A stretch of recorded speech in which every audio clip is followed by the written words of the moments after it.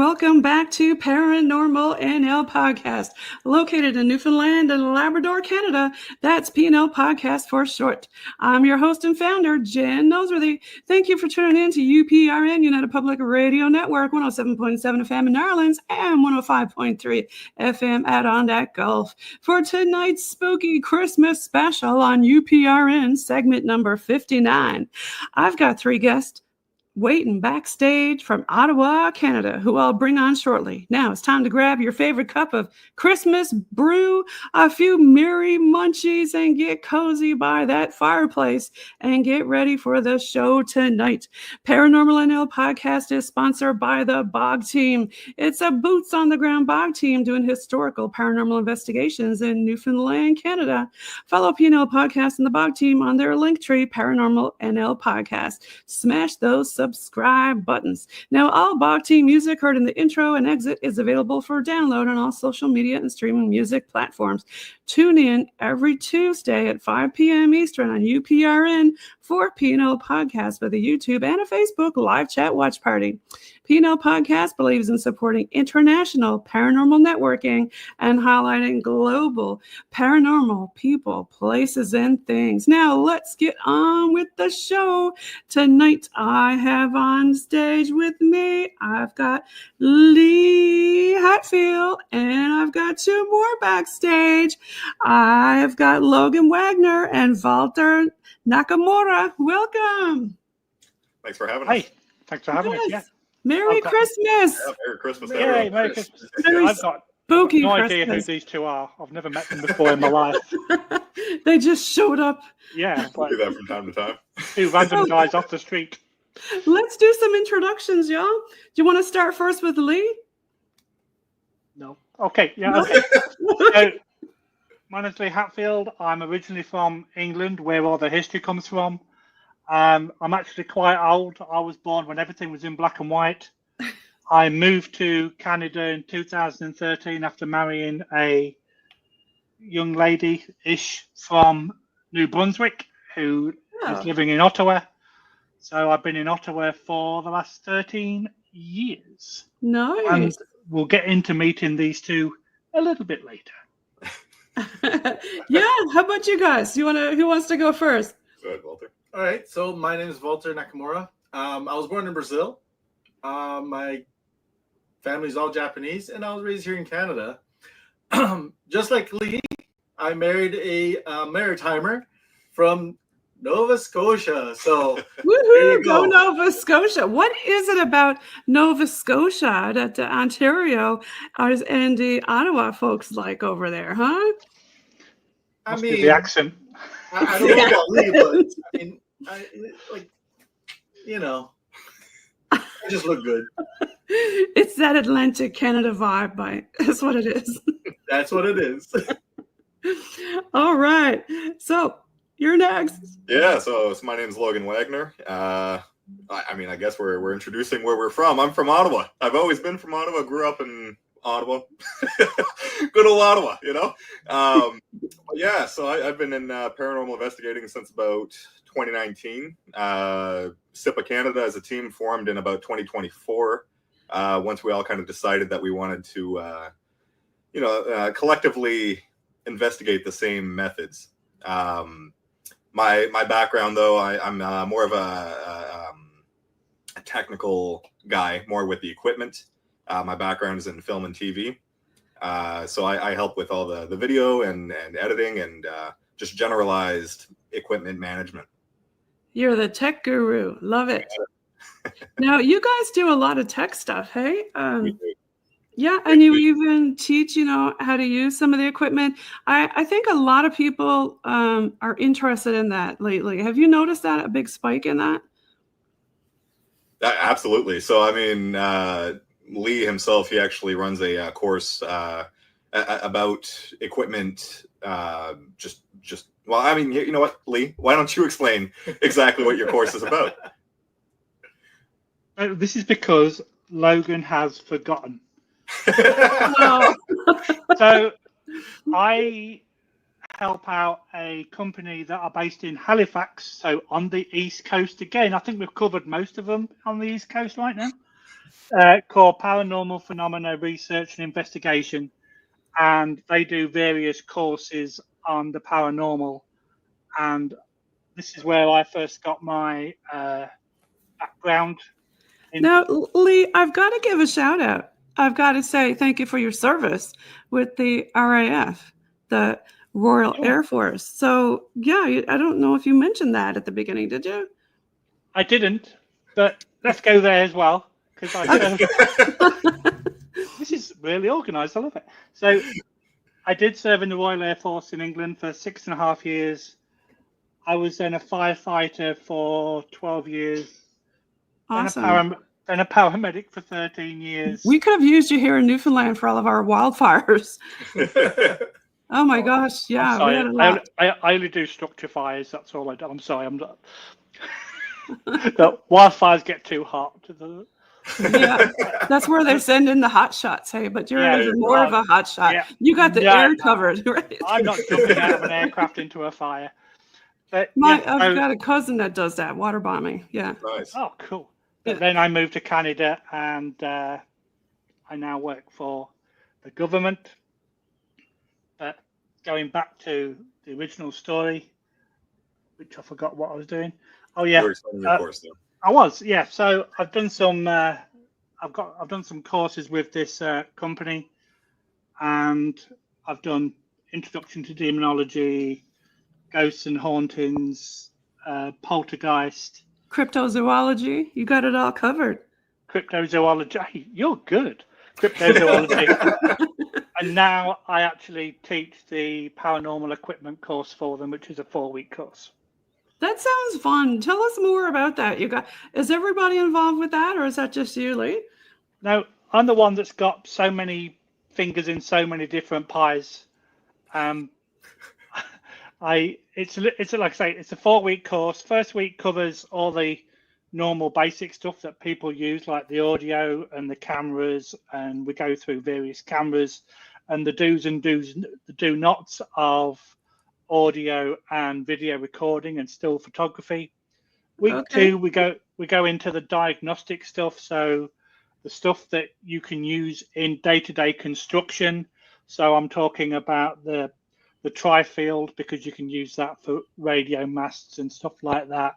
The anemometer for breezes and atmospheric pressure and all that malarkey, and then a few other little gadgets. And then week 3, we go into what I call the pseudoscience, but this is more of the gadgets that people relate more to paranormal. So like the REM pod, the K2, and all those kind of related objects. And then week 4 is back to the old school, where we talk about the Ouija board, the dowsing rods, the pendulum.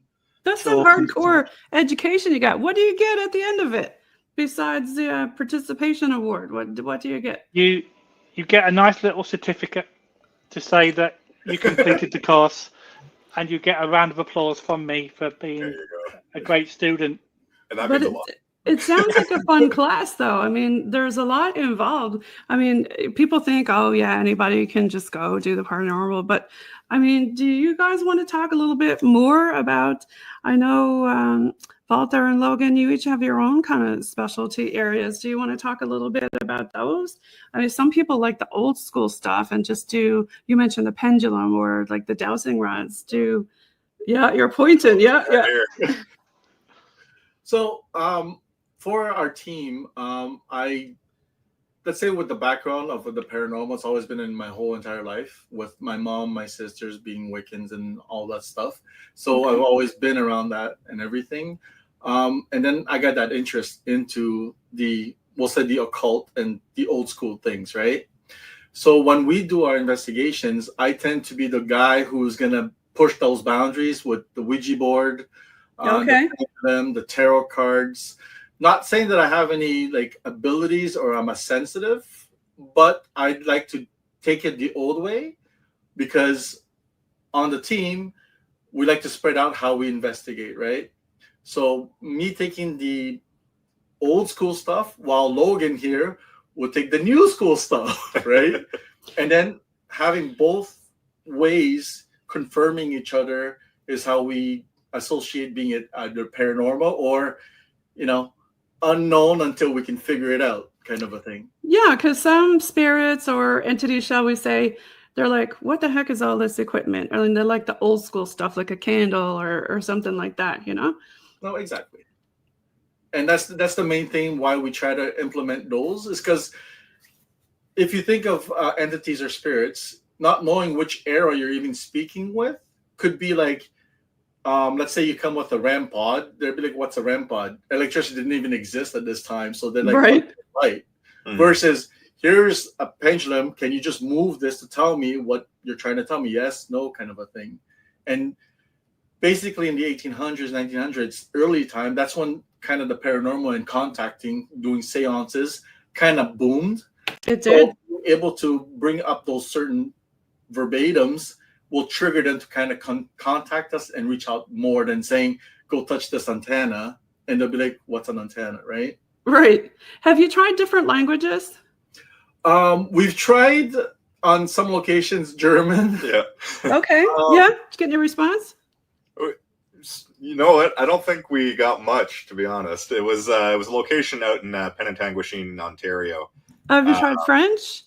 We've tried French. Oh, yeah. So Yeah. that's one thing with Ottawa, is that we're right up against the border of Quebec. Right. So Yeah. more often than not, the location that we're going to is either a bilingual home or French, just to begin with.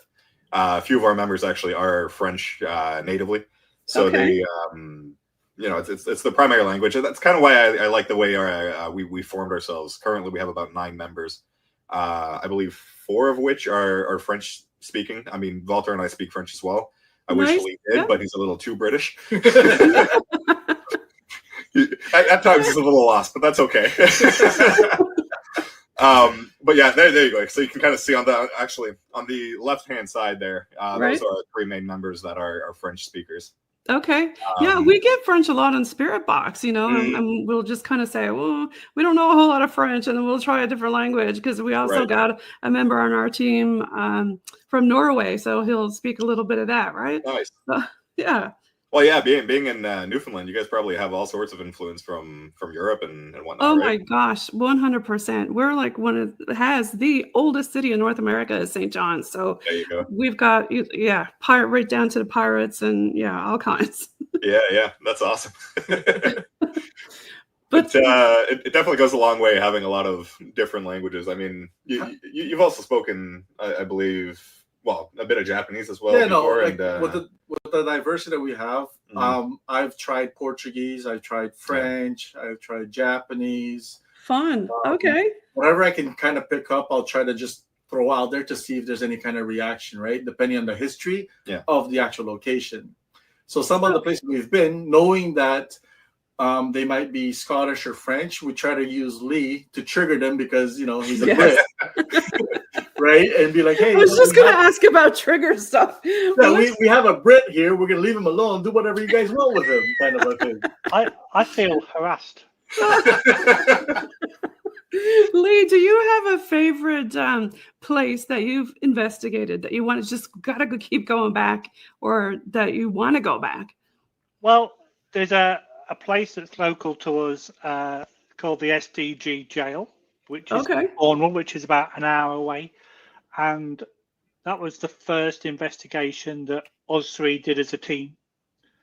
Because back in the day, there was only the 3 of us. Mm-hmm. And we have had some really good results from that particular jail, to the point where we've had some really cool EVPs that we can't explain. And I've sent them away to some of my friends that work in the business, and they've analysed the EVPs and go, yeah, the audio's not been tampered with, the video's not been tampered with. They've even broken it down. Tell me about the EVP, Lee. Was it intelligent, or Well, we've got a video of it. I can try sharing it if you'd like. Yeah. Let me see if I can figure this out here. Bear with me here. So if I go ahead and share my screen, let me know if you get the audio on that as well. Hopefully you do. Can you see this here? Add it to the stage there now. Okay. Oh, can you you hear that? maximize that? Yeah. That's about as big as I can get it, unfortunately. But Okay, everybody listen.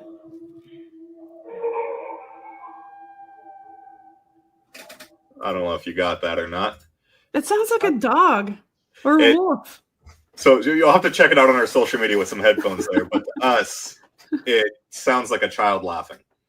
Yeah, because on the bottom you said something about child. So that's just it. So you do hear a speaking in the distance of it, and there's a very distinct laugh that you hear. Do it again. Yeah, sure. Hold on. Let me get back to it there.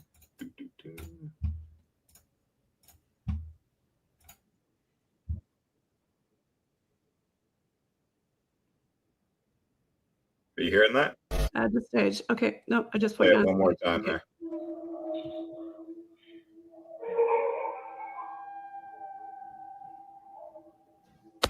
Yeah, don't you love it when you're doing stuff and it seems like EVPs and they like to talk at the weirdest moments when you're not kind of paying attention to them, and then they'll just blurt out stuff and you're like, wait, did you just hear that kind of thing? So here's a funny story about this, right? Now we're in a jail, so I wouldn't really expect a child to be there. Right. I'm not sure who would expect a child to be there, but this jail was closed in, I think it was 2002. It's like Lisa there. It's in Cornwall, Ontario, and it opened in, I want to say, the early 1900s. The thing even earlier. It might have been the 1880s, wasn't it? It was one of the first jails in Canada, actually. Yeah. In about the 1910s or 1920s, I believe it was, the warden at the time, he had a house that was built and attached to the jail. The thing is he used to take in all the orphans in town. Okay. So my assumption is that some of these children might have wandered into the jail. Who knows what happened to them, whether or not they were already sick to begin with or something bad happened to them. But right. Yeah. there's probably a child that might still be around that jail. Now, or it could be Lee's toy behind him there. So tell me, have you ever encountered any like haunted objects or attachments or anything like that amongst your investigations? I can tell you, Valter. Funny, but go ahead. Explain the Comic-Con, what we hear frequently. So we've been going to Comic-Con for the last 2 years now, having a booth, and we're just explaining about the paranormal, that there's teams here in Ottawa and so forth. It seems that there's a lot of Comic-Con cosplayers and people that come that kind of step up to our booth and they start telling us, because they say they have abilities, your equipment is all like it's haunted, it has attachments. And we've come to the point where like, can you kind of tell us which one? They're like, there's a lot of them. There's too many things that have attachments at this point that they can't pinpoint exactly what item it is. Okay, so yeah, then what do you say to them? Okay, thanks. You're like, okay, thanks for sharing that. Yeah, exactly. Pretty much. It's like, well, I mean, it's what we're trying to do is communicate. So if there is an attachment, it's kind of good for us. Yeah, not against it. Can't imagine it's the most negative thing either, because I mean, we're not feeling anything. All of our equipment's behind us usually, and it's not like there's a negative presence around us or anything. So, have you ever had anything come back to your home? Oh, multiple times. Multiple times. Okay, tell us about that. Geez. Okay, I'll explain. I guess the most notable time this has happened to me. I had a sense that you know that feeling when you feel like you're being watched. Mm-hmm. You know, yeah, we all got that sixth sense, and it's not Santa Claus. It's somebody else. It happened a lot after one investigation in particular, and almost so to the point that I was like, okay, this is kind of eerie, you know. So I had to reach out to one of my medium friends, and I was like, by chance, is there anything following me or attached to me? And she's like, yeah, of course, you got two things with you right now. I'm like, what? The fact that you can pinpoint that right away, it blows my mind. But she goes and explains that it's an old man who died from a stomach ulcer and a little boy who's with the man. And I'm like, okay, fair enough. It was probably one of the museums that we visited. I don't know why he's with me, but probably because we tried to communicate with him. So I asked them, I was like, can you try to get rid of them? Because they're, giving me some eerie vibes around the home there. They're like, no problem. The next week I'll do my best to kind of, move them along. And I think it was a Tuesday or a Wednesday, middle of the night, no notice from her whatsoever. I woke up at maybe like midnight or 1 a.m. and just kind of vomited all over myself. And I was like, what the hell? I messaged her the next day. I was like, did you do anything? And she's like, yeah, I got rid of the two spirits last night around midnight. And I was like, come on. What? Now, there are some people who say that, what do you think about this, Lee and Logan, that it has to be with intention, but you have to do it instead of somebody else? I know that there's remote viewers, there's very powerful mediums, but how do you feel about that? Because most people will say you have to have the intention. You have to do it versus long distance. What's your feeling on that? But I know you had a weird experience. Yeah. I mean, Lee, you can kind of speak to that a bit more. I feel like you've spoken to quite a few people that... Yeah, so I can't go into too much detail because the episode hasn't been released yet.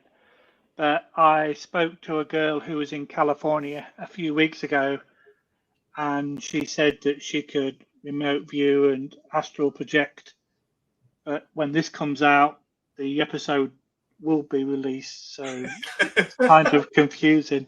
But yeah, no, go ahead. And I actually got her from Tommy Cullen's YouTube site. Shout out to Tommy. Yeah, everybody Tommy. Let's get freaky.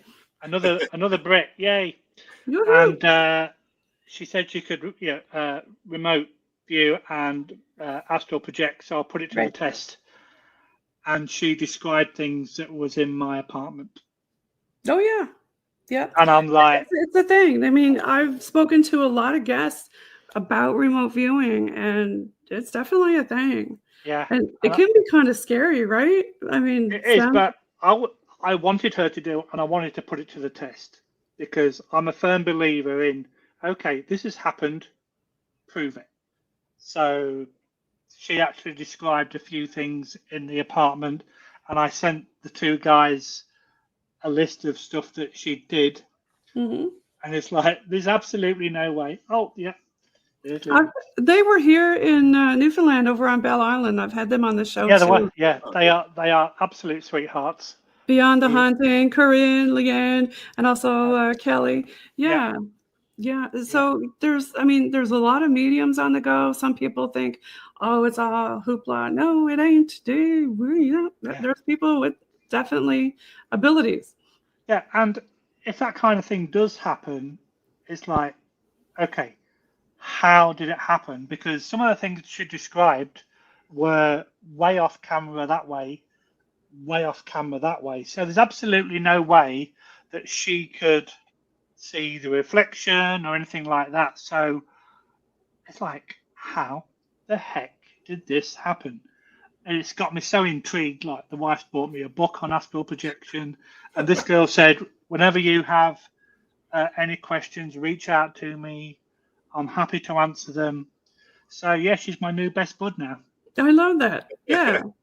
And I know we didn't get into UAPs or anything, or UFOs, because we usually we talk. People think paranormal is ghosty. No, it's like everything. And you also already mentioned cryptozoology and demonology and poltergeist stuff. But I mean, that also includes ufology. Have you delved much into that? I've got Tim up on the stage. I got to do a shout out to my fellow UPRN co-host, Paranormal Insight, Tim Sedano. Oh, I'd say I released episode 39 last Friday, and I have spoken to some really amazing people. Talking to one guy about UFOs, and just routinely went, yeah, that was the time when I got abducted by aliens. And I'm going, what? You can't just spring that in the middle of an interview. So he's coming back for episode 2 to talk about his alien abduction. Perfect. Yeah, I mean, it's no joke either. There's a lot of people I've had some weird, fascinating people. Yeah. Me and Tommy had a complete blast when Tommy was on the show, because I was on his and then he was on mine within like a couple of weeks of each other. I love Tommy.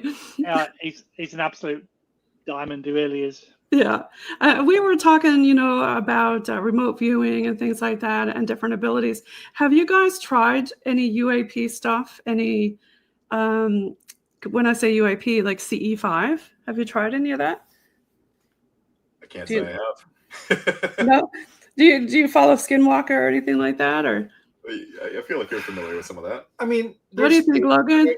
there's theories that I've looked into Valter, and everything. So, like the whole Bigfoot being alien, I've heard about those theories as well and everything. And they kind of could make sense because we've never been able to completely find, full evidence. You know what I mean, right? right? So, and why is there always an orb with Bigfoot? exactly, right? Or like, here's a thing that I'm just gonna throw out there. Like when it comes to cryptids and everything. So I was thinking in my head, the devil. You know how everyone describes the devil. If I were to ask you, can you describe me the devil? What would you tell me? You mean visually or? Visually. I would say that it can morph into whatever the hell, excuse the language, it wants, depending on what scares you. Right. So it takes on fear. So it has an ability, right? But Right. if people you speak with, to be like the devil is the half goat with horns and humanoid shape and all that stuff, including like in religion and everything, right? What I came with my own theory of that is what we or religion depicts as a devil. Back in the days, they didn't have the word cryptid. They didn't know what a skinwalker is, Bigfoot. So to me, what people saw back then is not really a devil. It was actually a cryptid. Could be. Do you know what I mean? Because that's the way they described it, right? And then when people say, I've seen an angel, what's an angel? Humanoid with wings will say, that's also a cryptid. Yeah, right? there's so many different cryptids on the go. I mean, do you have many cryptids over in your area? There's one sat next door to Logan. I mean, being with the natives and the First Nations and all that stuff, I mean, throughout Canada, there's always going to be the whole talk about skinwalkers. There's Wendigos supposed to be local to Mississippi. You know, there's obviously Sasquatch, Yeti, whatever you want to call them. It's still the same kind of creature. I mean, right. They're all different names, but you know. Right, hairy man, and you know, things that can shape from a wolf into something else, and so many other different things. I know in our Labrador culture, we have a lot of different things there also. You know, you talked about the Yeti and things like that, right? So yeah, all kinds of different stuff.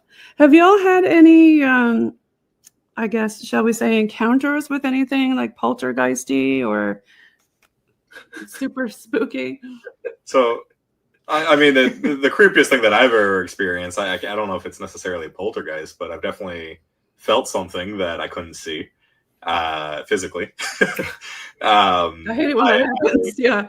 Okay. We were staying at the Beck House, that location I mentioned there in Penetanguishene, Ontario. Okay.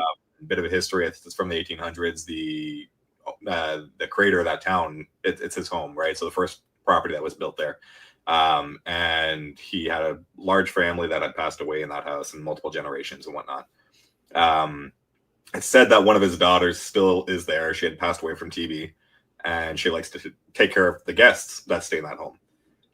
So sure enough, all of us are staying there in separate rooms because that's what we do. And in the middle of the night, I feel what feels like two hands kind of just tucking in the sheets from shoulder all the way down to my knees. And at that moment, for whatever reason, I'm like, I can't open my eyes. You know? I'm like, I'm not looking to see if that's Lee or someone else. You know what? I don't mind the benevolent ones. It's the other kind that freak me out. Yeah. I mean, it could have just been the fear of, I don't know what it is, or the fear that this room is filled with mirrors and small dolls, but I didn't want to open my eyes for whatever reason, but something definitely tucked me in, and that I'm certain of. Yeah, it's such a gross feeling when something touches you and you know there's nothing there that can explain what is doing that, and you're like, ew. Yeah, I don't want to know. And then you whip out your SLS, right? You're like, I got to see what the heck this is. Like, do you do stuff like that, Lee? So we've never done an SLS, but I mean, you can speak to a moment where you've had, I don't know if you remember the thermometer there, where we were at a public investigation and this couple claimed that something was next to them. Oh, I'm trying to remember that one. Okay, so we were doing a public investigation. I think it was at the Watson's Mill, I want to say. or no, Spencerville. Right? Spencerville Mill. And there was this these two women that were standing, kind of aside from themselves, but holding some K2s and whatnot, just trying to investigate with whatever was there. And out of nowhere, they're like, "There's a cold breeze right next to us." Ooh. And Valter comes running over with his thermometer, and he's like, "I gotta test this." Or maybe it was Lee. Was it Lee? It was Lee. It wasn't me. Lee, maybe you can finish the story then. You experienced it. Yeah. So they was on the upstairs. So the second floor, I would say. Yeah, and they basically said that there was a cold spot between them, and they were sat maybe 2 foot apart. So I'd got the thermometer and I'd got the anemometer for the breeze, put that near the window. There was no wind, no breeze coming from any of the windows. And I put the thermometer between them, and there was like a dip in temperature, not much, just by like a degree or so. But you bring it out of the area that they were sat in, and everything was room temperature. You put your hand back in, and it was really cold. And there was nothing coming up from through the floors or through the windows. Everywhere the doors were closed. So yeah, we couldn't really explain that or what it was. And after a few minutes, it just dissipated. Yeah, sometimes it's kind of hard to figure out what the heck is going on, isn't it? Yeah. Absolutely. So do you I know you talked about a barrage of different equipment and things like that you'd like, but what's your go-to stuff that you bring? I mean, have you ever tried anything weird? Like, since we're in the Christmas, have you ever tried Christmas lights or something like that? I mean, we use cat balls. I mean, they flash like Christmas lights. Yeah. I gotta say, one of the weirdest things that I've designed is it's essentially a REM pod that has an attachment that you can connect to anything metallic to extend the connection of the REM. Okay. So essentially, picture let's say you've got a metal purse, right? And you're trying to connect with whatever is in that area, and you're saying, "This is your purse. If you're actually here, touch your purse." If they touch it, the connection completes and then would set off the device. Now, this device that I've made, it's designed like a Dybbuk box. Okay. For the fun of it. But it looks like an authentic Dybbuk box, and I love it. Awesome. So for anyone who doesn't know what a Dybbuk box is, maybe Valter with a little bit more of the... I've been to Zach Bagans' Haunted Museum, and it's haunted AF. Oh, yeah. That is a great museum. And you've seen his Dybbuk box? Oh, yeah. We had to leave the room because my husband got really affected. We had to leave the museum once we hit that room. Wow. And we forgot to leave an offering. Oh, yeah. Yeah. Oops. So tell us more about your equipment. Well, you were going to talk about the Dybbuk box. I'm sorry. I was just explaining what a Dybbuk box is so basically it's a box that can trap, let's say, evil spirits or demonic spirits in it, according to certain religion. And it's basically to kind of exercise something and put it in that box. Inside the box, it could be anything that's treasured by that family or whomever to bring it out, and then you trap it, you put a wax seal and all that stuff. Now, as you saw from Zach Bagans' museum, you should never open that box because when you do, you're going to release whatever is in there, right? That's right. We had a member of the BOG team who was on season 2 at the very end. It was a Christmas episode, I believe. He made a devil's toy box out of mirrors and captured something in there and used a stethoscope and all kinds of PI equipment to listen. There was some stuff going on in there. So he had all this bad stuff happen, bad luck to his family, everything. It's still happening through the devil's toy box out in the ocean. So, okay. But that's just gonna wash up and some unlucky soul is gonna find that. That's not the best message in a bottle there, right? No. Jumanji. But yeah, that can get pretty scary. Have you ever had anything happen with mirrors? Like, have you ever tried anything weird like that, like scrying? Well, funnily enough, we was in the what was that place?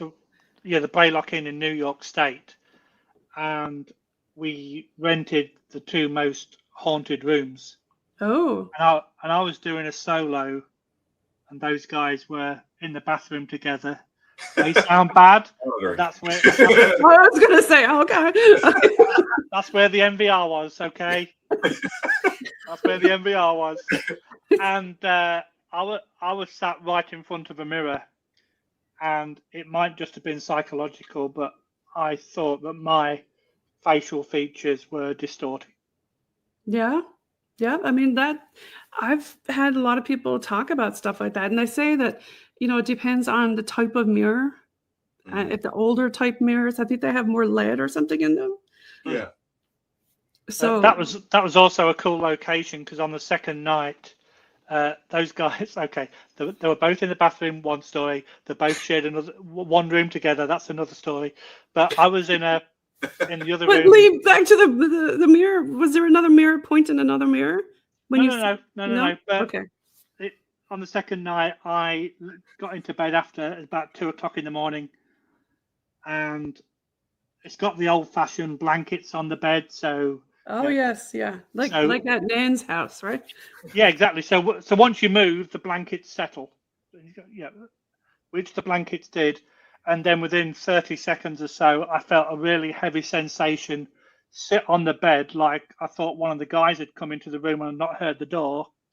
Open my eyes, and then I just saw this white. I can only describe it as an apparition going past. And by the time I'd reached over to grab my cell phone to take a picture, it had gone. That's such a weird sensation, isn't it? When you feel the bed, something sit on. Oh it yeah, like that. yeah. I mean, I've worked in multiple hospitals where I've had that happen. I'm like, okay, yeah, hello, how are you doing? And that person probably passed away maybe, a couple hours ago or something. And here you are doing postmortem care by yourself. It's like, yeah. So, yeah, it can get weird. At least you weren't alone. I was. Yeah. Oh, I see what you mean. Yeah. Yeah, with the spirit. At least you weren't alone in the hospital. Yeah. I've been to or I've had a lot of weird experiences with that.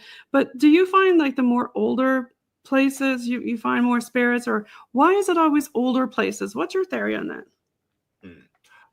For myself, what I'm like, again, my theory on this, even for any kind of locations, the older, there's more history through it, which then there's more attachment to certain objects, right? But for what I also believe is that if you go to investigate a location, the first night might be a quiet night. Why? Because again, you're walking into someone's place. They don't know who you are. I always say return a few times, and it doesn't matter what location. I really believe that if you go at least 3 or 4 times the same location, you will get more activity, because now they're comfortable with you and they know what you are. You're coming with that energy. It's the same energy, and you're getting in that same frequency, we'll say, right? Yeah, they're starting to get to know who you are and get to know you. Because some of them are like, yeah, get out of my house. Like, I don't want to talk to you, right? Oh, exactly. Yeah. And going to some of these locations where they do public events, you can just imagine the spirits going, oh God, it's a Friday. There's another group asking me to say my name, and I was just going to say that, Lee. I just want an early night. Come on, guys. I think that really happens, though. Like, how we were talking about earlier, like you could be doing something completely different. Then they're excited. They want something else to talk about besides what's your name and da-da-da-da, right? Yeah. The same question. Do you know you're dead? Yeah. And it's one of the things that I always like to mention to people as well is like, you see a lot of TV shows and YouTube channels where they go, oh my God, they've said the word demon. There must be a demon here. And it's like, hang on a minute, guys. Let's turn this around a little bit. They're probably calling you a demon for using this modern technology. Yep. I've had them call us witches and witchcraft and be careful, and they always go through your purse or your trunk, and like they're so intelligent, they'll be like, get out of my purse, because they'll start naming off stuff in your purse and in the trunk. I'm like, you don't want that to happen. Not your purse. No. But have you had many intelligent ghosts, shall we say, or spirit? I was at another jail, a place, I always say it wrong because I'm from England, but these guys will correct me. L'Oreal. Yeah, which is between here and Montreal. And I got asked to help a friend of ours set up for public investigation because he didn't like being there by himself. So he asked me to, and I took the wife just for a road trip. And there was a couple of things that really kind of made us think. The first thing, in the courtyard, there's some gallows. So the wife went up and had a picture on the gallows. Now she's coming down. Elliot says the last 3 people to get hung here were buried in the courtyard. So she's walking across the grass, going, "Oh yeah, there's one here, one there, and one there." I looked at Elliot and he went, "Yeah, she's absolutely spot on." So I said, "How did you know?" "Oh, well, it got cold, then it warmed up, then it got cold, then it warmed up, then it got cold." So a little bit later in the evening, because we wanted to do an investigation there later, I'd got my video recorder with me, and some of the rooms had lights on, some of them didn't. And I went into one room that was being redecorated. Used to be a kitchen or something, but they'd ripped everything out. They'd got decorators' boards on the floor with blankets and the smell of fresh paint. And I'm walking around this room, and then I just get this stroke down the side of my face. My immediate thought was, "Oh, it's a spider." But then, hang on a minute, decorators have been in that afternoon. A spider wouldn't really have time to form a web or anything like that. Right. So I mentioned it to Elliot again. "Oh, yeah, people have been known to be touched in this room quite frequently." So it's like, huh. So yeah, it's kind of a weird intelligent, sensation. Yeah. Has anybody else on your team gotten like touched or stuff like that? I've gotten a whisper before. A whisper? Yeah. Clear as day. Setting up again. It's at the Beck House. Highly recommended, by the way. It's known as one of the most haunted Airbnbs in Canada. If you've ever just look up haunted Airbnb in Canada. Okay, love paranormal tourism. So if you're in what area again? It's in Ontario, so it's Penetanguishene, Ontario. So it's a bit. It's north of Toronto. Okay. 4 hours north of Toronto. Yeah, check that out, folks. Definitely. Super hot spot. But we were setting up our equipment. Valter and I are in the same room, and he's maybe 5-6 feet away from me. Lee's in another unit altogether, just setting up other equipment. And right next to my head, I hear a clear whisper. No idea what it said, but loud enough as if someone was trying to scare you. And I turn around, being like, "Who was that?" I know it's not Valter. He's like 6 feet away. I'm like, "Where's Lee?" It's got to be a Lee, because that makes no sense, and Lee's nowhere to be seen. So now I'm just confused. I'm running around the apartment being like, okay, he's got to be hiding somewhere. I don't know how we got around so quickly, but there's no way that something just whispered in my ear loud enough that I could hear it. That still goes down as one of the moments that I can't explain. Well, one of the weirdest moments. Do you think that was kind of like a doppelganger, or did it sound like him? I don't know. I don't think it sounded like either one of them. It was clearly a voice, but I don't think it was them. I don't know what it was saying though. That's so it wasn't like mimicking kind of thing. No, and it wasn't clear enough. So I wish it happened again that night, because then it would have been very very. But we tried doing a bunch of solos. So same area. We all went in for about an hour on our own just to see if we can try to instigate whatever was there. The only thing that did happen that was actually notable was Lee got a crazy good hit on the REM pod in a similar area to it. So that was that was notable. But yeah, definitely wish we could go back and try to look into that a little more. And there was one thing in that same room. All 3 of us were sat in the lounge of one unit one night, and we'd got, I think it was the Ovilus or something going, or I can't remember which device it was, but it mentioned the owner's name. Oh, yes. And then it mentioned the fact that she was sick or ill. And then we looked out the window, and there's an ambulance pull right up outside the building, and it's like, no way. Within like a minute, it was like, I think her name was Brenda. It was, I think it was saying that she was going to have a stroke or something like that. Yeah. Wow. It said Brenda, she'd been speaking to us shortly before too. So it said, "Brenda, come back, stroke." And then shortly Oh my after, gosh. we're hearing an ambulance pulling up, and it was like, what? Okay, yeah. You could have seen Logan's reaction was the best. He's like, no way, no way. Yeah, I love when Spirit Box is like super intelligent. Sometimes it's scary though, right? Yeah.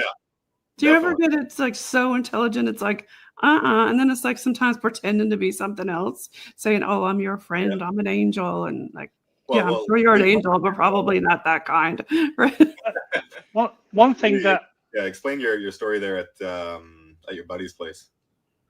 Okay, yeah. So we did a private investigation a year last May, and my work colleague is a little bit of an author, and he was writing a new book, and it was on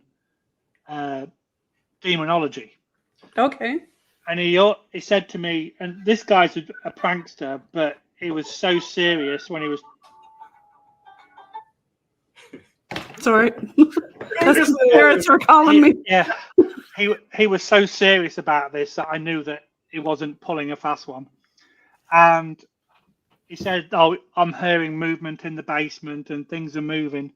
So us three went down for an afternoon just to get the feel for the building. And I'm not a firm believer in apps, but this comes along a little bit further in the story. But as we're pulling up to the location, there was a cemetery on the left, graveyard on the right. And then we pull into this guy's driveway, and the house was built in two halves. One half of it was like 1875, and the other half was like 1950. Oh, okay. Okay, I think I know where you're going to go with this. Yeah. So we then go to, we do a bit of an interview, and then we go down into the basement, and we've got one of these apps on our phone. Right. Yeah. I'm a bit skeptical about them. Was it Spirit Talker or what app It was was I was going to say Necro. It was Yeah. Necro. Okay. Yeah. And as soon as we switched it on, it went cemetery, graveyard, and I can't remember which date it was, but 1875. Come and find me. Wow. It's like we're looking at each other, going, back to back. yeah. And it's like within seconds of each other, it's like, no way. Yeah, I mean that kind of stuff it's amazing, but it's also kind of scary at the same time. Like, how can it be so intelligent and giving commentaries on exactly what's happening? Mm-hmm. You know, we've had that happen a lot on Spirit Box, even with the app that you talked about. You know, I could be in one location, they could be in another location. I could be watching them from like I don't know, a mile or more away, and it's giving blow by blow commentaries on what happened. And when they come back, I'm like, tell me exactly what happened. And it was exactly what it said.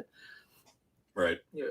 Kind of spooky, right? Yeah. It's interesting. There's definitely some apps that I believe a little more in. Lee or what's that new app there that Barry? Spirit Wave. Wait, what's that Spirit one? Wave. So it's been created by one of the paranormal investigators in the UK, by a guy by the name of Barry Guy. Okay. He's on Help My House is Haunted and Celebrity Help My House is Haunted. And he created this app, which is done by the Alice ITC programs. And he's been getting some really good result. Excuse me. Some really good results with that. And Logan and I were at the Watson Mill in Manotick, and we were getting some pretty good results. Yeah, that was the first time that we had ever used it. There was the moment that comes to mind with that app in particular. We were at the Smith Falls Heritage House, which is a wonderful museum in Smith Falls, Ontario. We were in the attic because it was known that there was a little girl that had passed away in the house at the time of them living there. Right. 1800s, I believe, or early 1900s. She had died from smoke inhalation, I believe. Oh. But we were using this app, and what's neat about it is it doesn't do the technical or the same technique of other apps where it's a dictionary and it kind of just spits out words. Instead, it uses its own vocabulary and kind of builds words on its own, so you'll actually hear words come out in different tones, I guess. You know, you could have a man, you could have a woman, you could have a little girl. And what I like about it too is it'll tell you once it's supposedly positive energy or negative energy. It'll kind of turn green or red depending on how the frequency is recorded. But what I found interesting is at the time we were in the attic, and it was myself and a co-investigator, Frank, and we were trying to communicate with the little girl, and we were asking her, what's your name? And clear as day, her voice comes out and says her name, and we're like, that's weird. Okay, we've also got a dead bell next to us, which, if you don't know, is a little bell which uses EMF, and if it gets an EMF spike, it'll ring the bell. So we asked her, I was like, is this the name that you just said? And the bell goes off twice in a row, like back to back. And I was like, come on. So going back to what Valter said, for us, that's two different mediums that are confirming the exact same thing, which to us is enough to say, yeah, something weird is happening here. Yeah, I love it when that happens, right? And then, like, have you ever seen the actual visuals? Like, we've seen a lot of like orbs and stuff like that, and just visually, have you seen? I've experienced a lot of pareidolia, which, depending on who you ask, I guess could be, psychological or could be something. I've shown the same photo to a lot of different people. Where, to me, at the time of filming, you can see my reaction online there, but. My mind is blown. I'm like, what am I looking at? There's like a mannequin, and then I'm like, okay, wait, no, that's someone. No, it's a mannequin. No, it's not. And then it turns out it's neither. I like to set up the trail cam with the infrared. I find you get a lot more with that. Yeah, well, exactly. They'll say to us, turn off the light, or we live in the shadows, and it's true. We find that if you do have low light, they seem to interact more. But if it's haunted AF, then if you go in the middle of the day, then you're going to have activity, right? Oh, yeah. It doesn't have to be dark, but they will tell you, I like the dark, or we live in the dark, or turn off the camera. Yeah. And that's just it. A lot of people ask, it's like, well, do you need to investigate at night? And it's like, no, but, investigating at night does help all the noise pollution and just general world noises, like everyone's gone to sleep. So it's like, you're likelier to get, EVPs or whatever it is. You're more in the zone. And what do you think about the theory of the 3 a.m. witching hour or midnight witching hour? Honestly, the way I see it, that way, like what Logan is saying, you can investigate during the day or at night. But why night is better? One, it increases your senses. Two, it brings that energy because you're already like right. So you're going into that, right?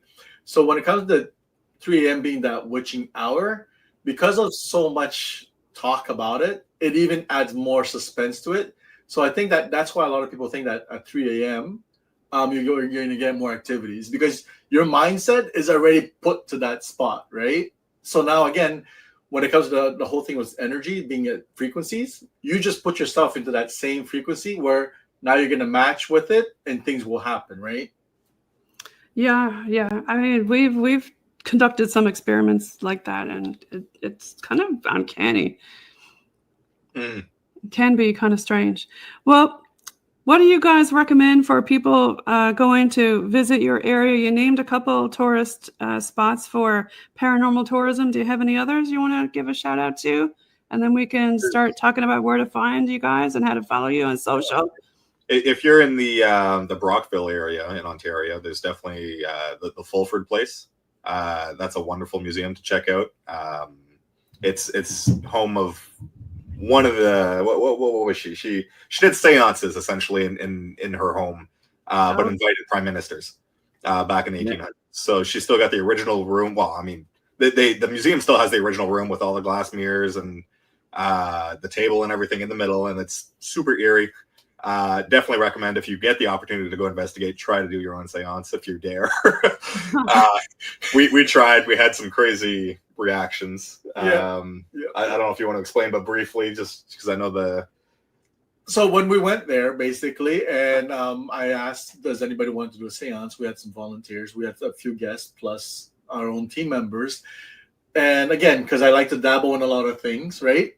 I decided to lead that seance. So we're holding hands in this mirror room, right?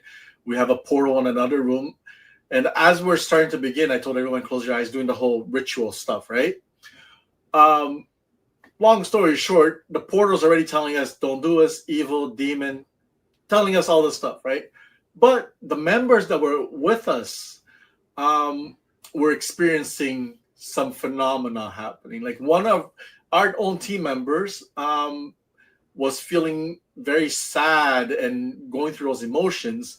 Logan himself started to visualize, what was it again? Some demon-looking thing. It was not something you'd want to see. And the way that happened is I guess what I could say is like going with the theory of opening certain gates to go on to the paranormal, going higher and higher to the demon gate, for example, right? When I was reaching to that stage and channeling and everything, that's when everything started to go a little bit kind of crazy with everyone's experiencing stuff, the portal going, and it's the point where, because the room has mirrors everywhere, on the side of my eye, I could start seeing something manifesting. Oh. Again, I'm not sure, but I'm like, you know what? If he's seeing a demon, he's feeling sad, everyone is feeling something, I should probably back off before I do something really stupid. And then I changed that level, brought it all back. By the time I stopped, everybody was back to normal. Wow. And I'm like, okay, I guess it works. Definitely a place to check it. It sounds like a place to check out for sure. Now, for the folks that listen, do you want to give a shout out for where people can find you and all your socials and that? I pulled up a few of your my links a few minutes ago. Mm-hmm. Lee, I'll leave it to you since you've got your podcast as well. Okay, so we are available. I know you had the links up a couple of minutes ago. We've got our own TikTok page. We've got Instagram. We've got a YouTube channel. We've got Facebook. And the podcast is also available on YouTube, Spotify, Apple, and all the other normal platforms that you see podcasts on. And that's SIPA Paranormal Chronicles for his podcast. Yeah. SIPA Paranormal Chronicles for the podcast. So everybody, follow SIPA Canada. I hope y'all have a great Christmas and a happy New Year, shall we say also. And I'm going to leave you guys with a bit of Bog Team music. How about some 80s? How does that sound? I like it. All right. Well, thanks again for being on the show. Y'all have a great Christmas. Thank you. All right. Merry Merry Christmas. Merry Christmas. Right. And don't